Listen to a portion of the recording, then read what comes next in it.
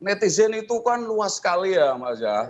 Ya kalau bisa lingkup nasional se-Indonesia bahkan sampai mancanegara itu sangat luas sekali. Dan perspektifnya itu beda-beda semua dalam menanggapi perkara ini.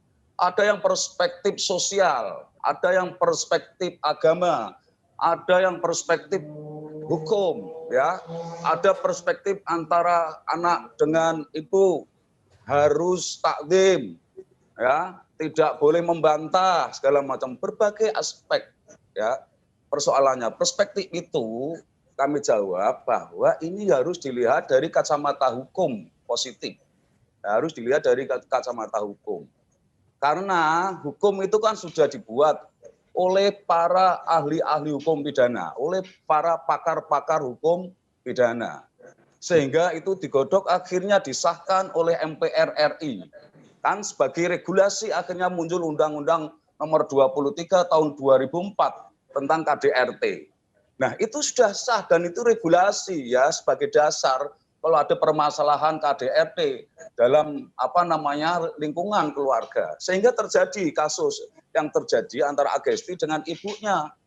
Sehingga karena ada regulasi ya, maka regulasi itu digunakan. Kalau ada persoalan ini, maka kalau bicara hukum untuk mencari keadilan maka harus di Polres atau di Polsek, kan begitu. Sehingga itu dilakukan oleh Agesti untuk mencari keadilan.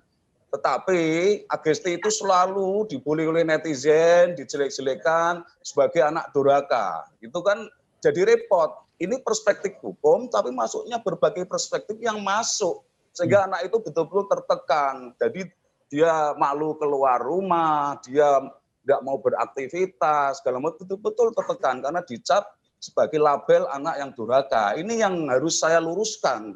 Sebenarnya masyarakat harus melek hukum lah dalam hal ini ya. Karena ini perspektif hukum. Hukum itu yang buat negara itu harus dilindungi. Kalau perkara ini terjadi ya, ternyata bahwa orang yang mempunyai persoalan di sini justru dipersalahkan, dipersoalkan, dibully, ini kan salah besar sebenarnya. Undang-undang ini sudah mengatur tentang itu, tetapi yang melaksanakan undang-undang itu justru disalahkan. Seakan-akan itu tidak lazim dilaksanakan, tidak lazim dilakukan oleh anak. Ini yang salah sebenarnya menurut saya. Maka saya melihat dalam perkara ini, kalau regulasi sudah dibuat ya, mestinya itu dirubahlah.